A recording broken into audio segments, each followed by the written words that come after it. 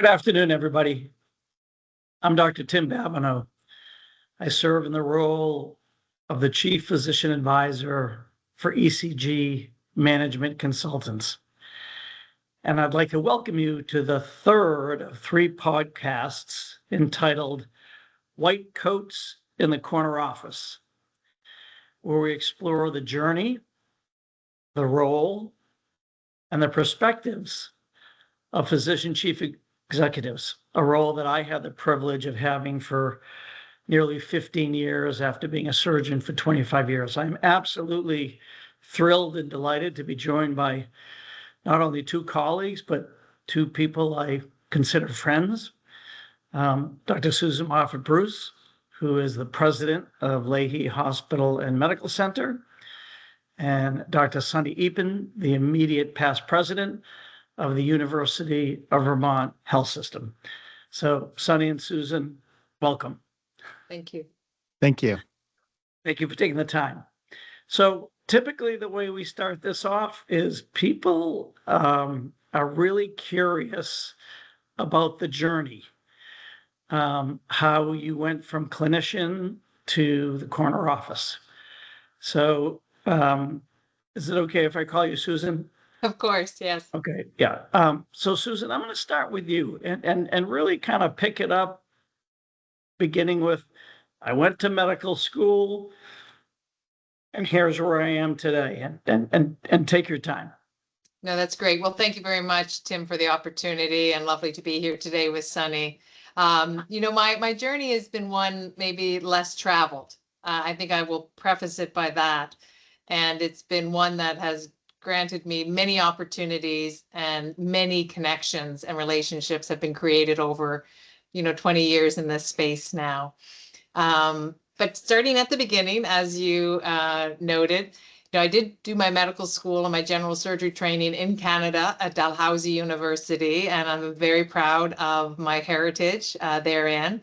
I had a tremendous opportunity to train with some of the very best of Canadian healthcare, and truly stay very connected to my colleagues in Canada. I was given an opportunity, though, and I think it was the beginning of what I will call a series of yeses. And making those decisions to say yes in almost every situation has gotten me to this point in my life and my career. I was given the opportunity to do a PhD at the University of Cambridge in England in the middle of my residency. No one had ever done that at Dalhousie, and I said yes. Stopped my residency for 3 years, migrated to Cambridge, which I had never been to, and actually completed my PhD in under 3 years in an environment, again, that created opportunities and connections for me, and just such a wonderful opportunity. And not the least of which I collected my husband there and returned him back to Canada with me thereafter. So that was kind of the beginning of the yeses and a road less traveled. I was fortunate then to match to Stanford to do my cardiothoracic surgery training. Again, a series of yeses to say, yes, I'm going to travel from Nova Scotia, Canada to Stanford, California. Had never been there either. And very much was embraced within the American healthcare system, and truly found it intriguing, challenging, and full of opportunities. Thereafter, I then migrated via private practice in Canada, then back to The Ohio State University. And I was fortunate to be there for more than 15 years. And really was held up by many, many colleagues that gave me opportunity after opportunity. I was fortunate at The Ohio State University to migrate from assistant professor to a full professor under many great deans. I was given the opportunity to become the chief quality officer for the integrated healthcare system. There'd never been one before, and Dr. Stephen Gabby gave me that opportunity. And what an opportunity. But it caused me to have to say yes at a time when I was just kind of setting off on an academic scientific career, and had to pivot quite quickly to become more administratively and process oriented. But I took that challenge as an opportunity. And in fact, after becoming the chief quality officer, about 2 years into it, became fully funded with a P30 through AHRQ and was able to have a multi-million-dollar research portfolio with my colleagues. So what I thought was a door closed then opened, because I said yes at a time in my life that was very pivotal. At The Ohio State University, was given further opportunity after becoming the chief quality officer to really become a part of the administrative leadership, completed my MBA at The Ohio State University, and through a series of opportunities was able to become the CEO of the university hospitals there. And it was just a wonderful experience, and many, many people that I have to thank for that. Thereafter, I traveled north again, back to Ottawa, back to Canada, where I became the CEO of the Royal College of Physicians and Surgeons. It's an organization, for many that don't know what it is, that supports 54,000 physicians and surgeons across Canada and internationally. We set the standards for all the certification of 65 different specialties. And we work on very difficult issues like workforce, international graduates, etc. And it was a great opportunity to work at a national level amidst a pandemic. So I learned many leadership opportunities there as well. And then more recently, I was recruited back here to the US, to the Leahy Clinic, which has been a pivotal part of my history in care for my own family, and was very much coming home in some ways, and a great opportunity to build upon the excellence of 102 years of the Leahy Clinic in a system, Beth Israel Leahy Health, that is truly moving towards greater systemization. And so it's been a great journey for the last couple of years back here in the Boston area. And so thank you for allowing me to reflect a little bit on how I got here. I've never had a corner office, by the way, but I certainly have enjoyed the journey to get to this point in my career. Susan, that's awesome. Two quick comments, Sonny, before we go to you. I love your just say yes. So when people going up in their careers, how do I progress? How do I, kind of get to where you are, which I'm not sure you want to anymore. I say there are 5 magic words. When somebody, your boss or somebody asks you to do something, 5 magic words. I'll take care of it. That's right. And there's nothing more comforting than saying to somebody, so it's the same thing as saying yes. Absolutely. And I did a lot of my training at the Leahy and have very fond memories of the Leahy. And I miss being in the operating, but God forbid, please don't let me back in. All right, Sonny, you. Yeah, thanks, Tim. It's great to be here with you, Susan. And I don't think my story is as interesting, but lots of similarities, I would say. So I was born and raised in Chicago. I was a math computer science major at the University of Illinois in Champaign. I was as far away from medicine as I thought I could be because my dad was a pediatrician and I did not want to go into medicine. He worked way too hard in my eyes. And relatively late in my undergraduate career, I sort of took the requirements that I needed to go to medical school. I went to the University of Chicago. And the University of Chicago is the most academic place that I've ever been. And I thought my future was going to be in becoming an academic physician. I spent 3 years in a pulmonary critical care lab at the University of Chicago, where, the 2 docs that I worked with were in the clinic working clinically about 6 weeks a year, and then in the lab the rest of the time. I saw anesthesiology and critical care as a path for me to be able to do that. Anesthesiology allows you to really, work clinically as you need to, and then totally not have to interface with the clinical world and be, pretty secluded in your academic world. So I did my residency at the Brigham and Women's Hospital in Boston, and with the idea of becoming an academic physician. I spent the next 3 years in a basic science lab at the Brigham and Harvard Medical School. About 80% of my time in a lab, working clinically 1 day a week as an obstetrical anesthesiologist. Susan and I spent a little bit of time as a thoracic anesthesiologist, but boy, that was enough for me for those first 3 years of lung transplant call to drive me away from there. But what I realized during those 3 years of being in the lab is that that wasn't going to bring me joy. It felt like I was, and the people that were around me as my mentors were constantly going from one funding source to another, where they had to, as soon as they got one, you'd celebrate for a day and then you'd be looking for the next one. And I thought, boy, that's not a life that I'm going to be good at nor enjoy. And so I stepped away from that, went back to working clinically at the Brigham, really as an OB anesthesiologist, and then slowly over time became a little bit more administrative. I started running the operating room. I became the clinical director, and then what they would call the vice chair for clinical affairs and the department, which was really a air traffic controller. Right, there were 120 at the time, 120 residents and fellows at the Brigham, 180 staff, and my job was to make sure that the right people showed up at the right time for the right case. Not too many people, and not too few people, and that was an amazing opportunity at managing folks and running a large place. And then I got a really big opportunity, and I think I reflect on what Susan was saying, because these kinds of opportunities really get set up because someone takes an interest in you, and it gives you a chance. And you're right, you have to say yes, but it really relies on people seeing something in you, I think, that you don't see in yourself and giving you that opportunity. And I had the vice president of surgical services from the Brigham and Women's Hospital. His name's John Fernandez. Some of you may know him.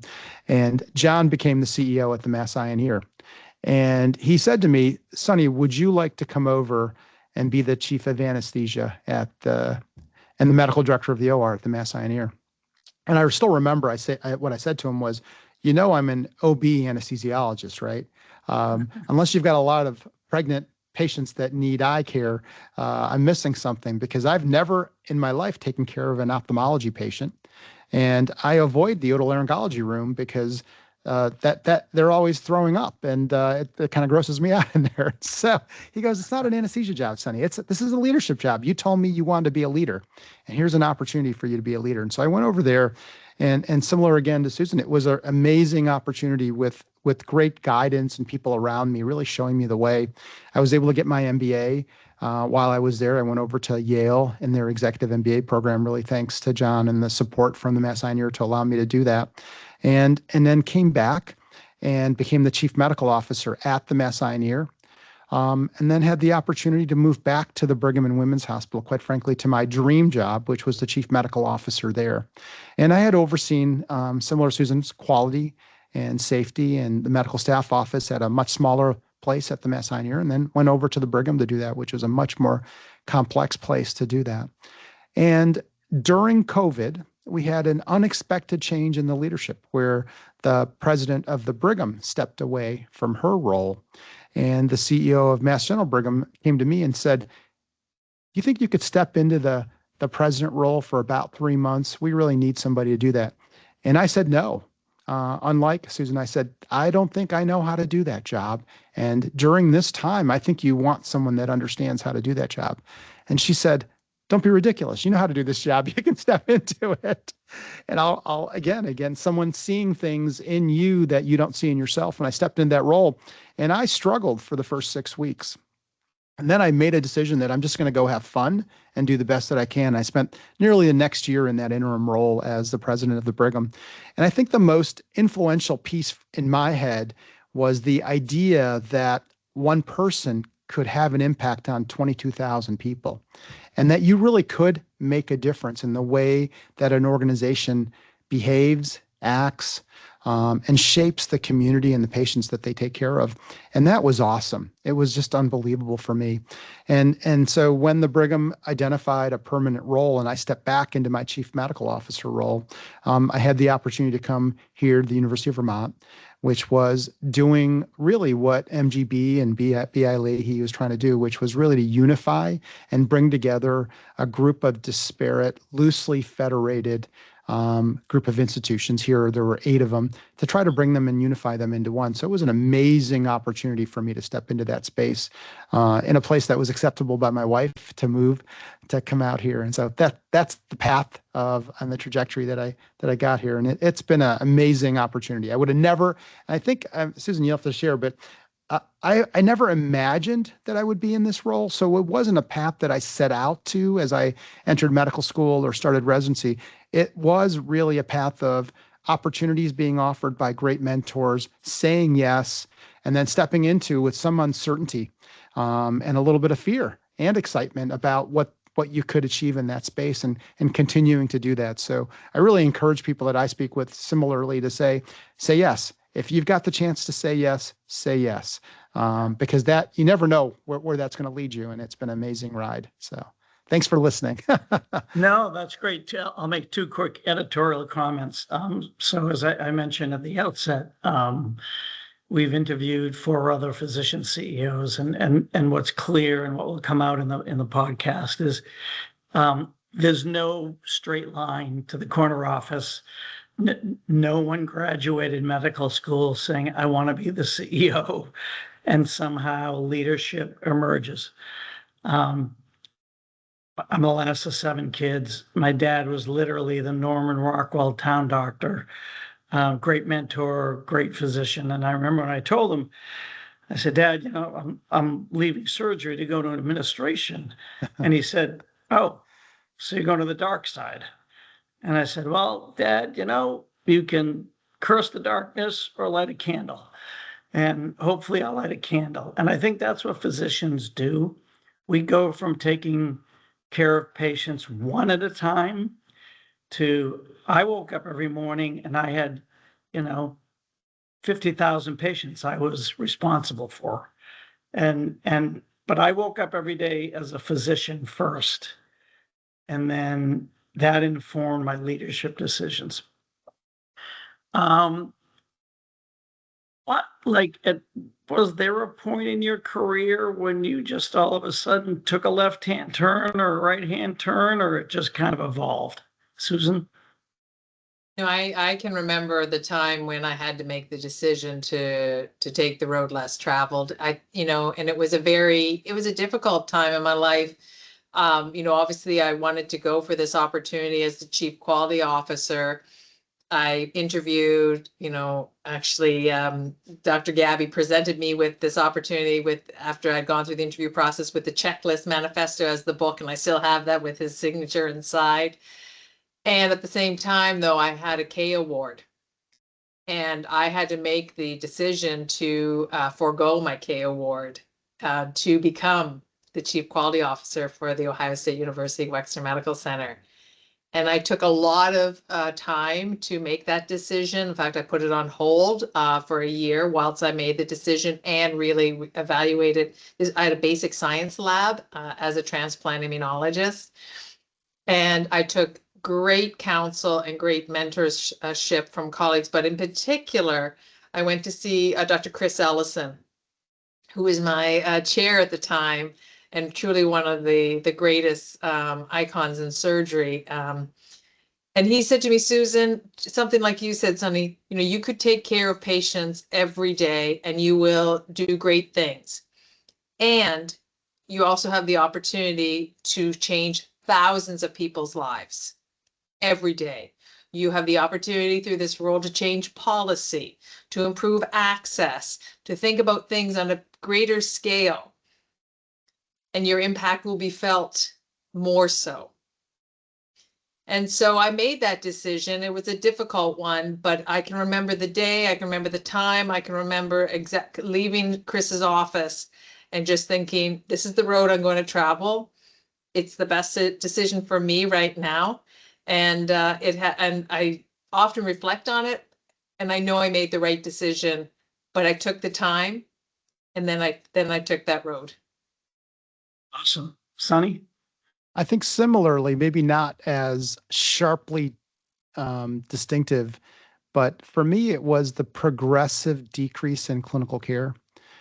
So I went from a point where I was working, you're a resident, and I was in the lab, and that was going to be a temporary time. and then coming back, essentially working full-time clinically, and then with each administrative role decreasing and decreasing and decreasing it until really when I was at the Mass Eye and Ear as a chief medical officer, I was probably at once every 2 weeks in the operating room. Then I came to the Brigham, I was once every month. And I was just doing really for my own benefit. I was going in on a weekend or two to take call on the labor and delivery floor because I didn't want to quite lose that. And for me, it was that stepping away from clinical, like making the decision that I really very, very, very similar to what Susan said, the impact that you have is, as an anesthesiologist, typically one patient at a time. And maybe you'll take care of 2 or 3 patients if you're on the labor and delivery floor, maybe 20 patients on a busy day. But the idea that you're going to have impact on thousands, maybe even millions of patients and thousands of your employees is really incredible and humbling. And when someone says to you that you have the opportunity to do that, to me that was just awesome and powerful. And I wanted to do it.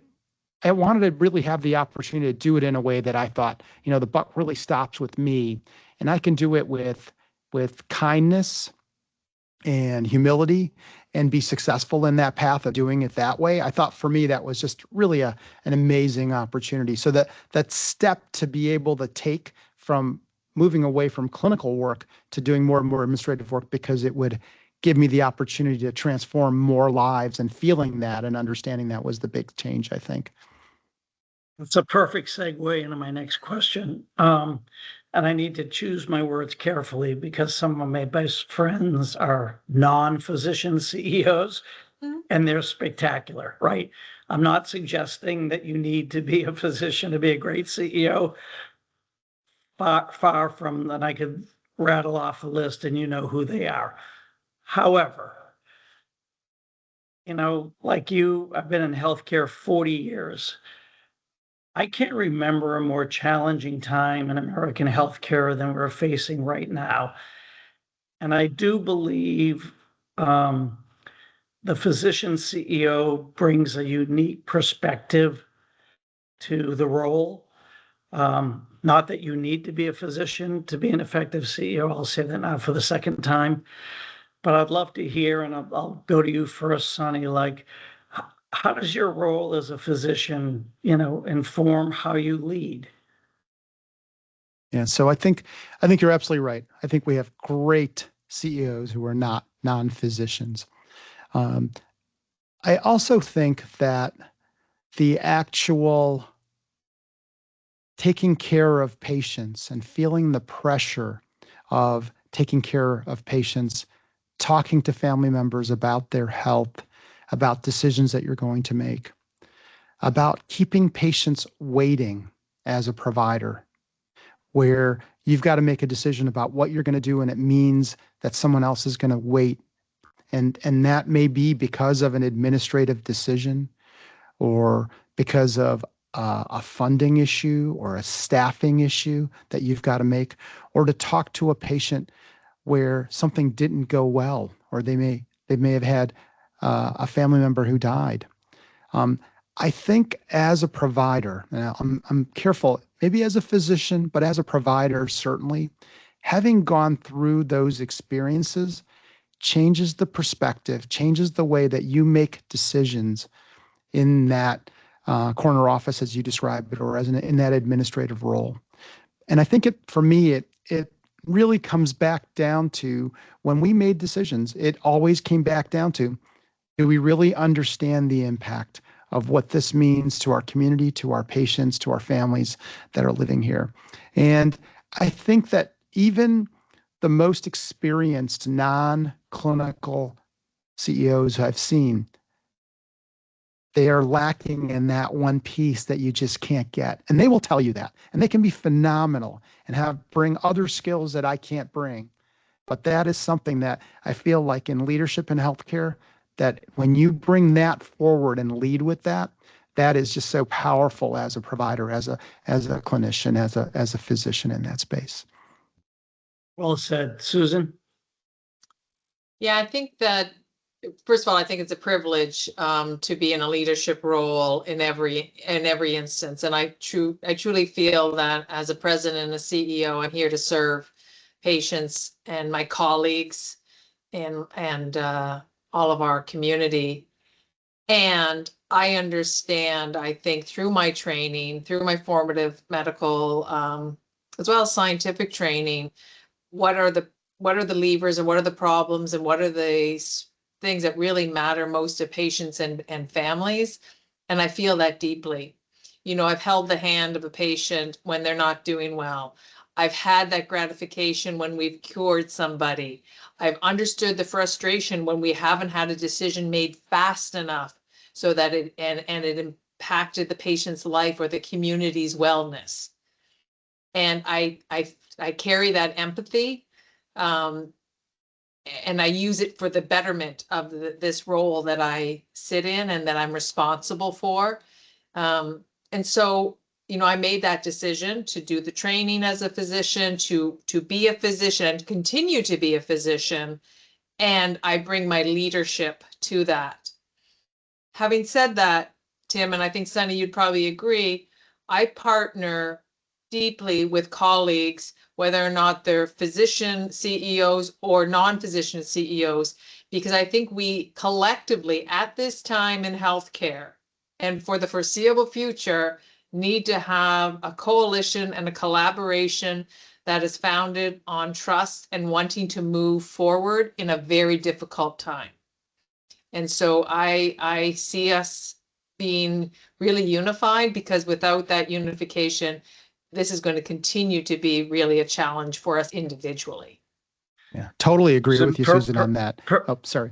No, that's okay. Perfect segue. Easy softball question, guys, and you guys have been terrific.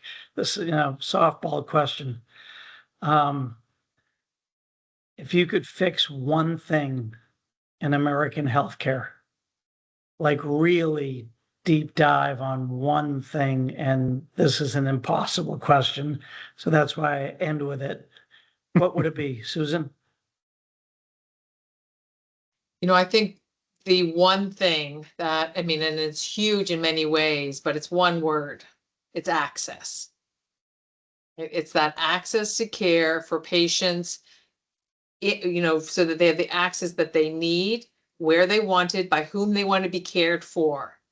And I really think that is the one area, and it's a huge opportunity. It's a huge challenge as well, but it's one that unites us all.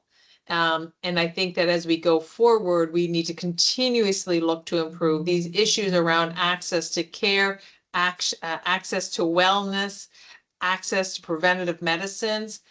We have to continue to lean in and think about that creatively and innovatively, because it's going to continue to plague us, and it will make our communities less well if we can't solve some of these issues around access. Sunny? Can't disagree with that one. If I had to choose one thing, maybe that I could see us really solving, I would say we would have one unified electronic medical record across our country, with everyone having access to their record regardless of where they would go into. There are countries that have done this, and it's really possible if we had the will to do it, so that it wouldn't matter where you lived, where you were going to go, where you were traveling, which system you went into. Everyone that you gave permission to had access to everything that you'd done. It just removes redundancy. It makes it easier. So I think that would be something I would do. I can't thank you both enough. Thank you for your leadership. You're both amazing leaders. I'm proud to call you a friend and a colleague. And I thank you for your time, and we'll stay in touch. So thank you so much. Great insights, great knowledge, and thank you. Our pleasure. Thank you, Tim. Thank you so much. Thank you, Sunny. Thank Bye, you. y'all. Bye. Bye. Bye, Susan.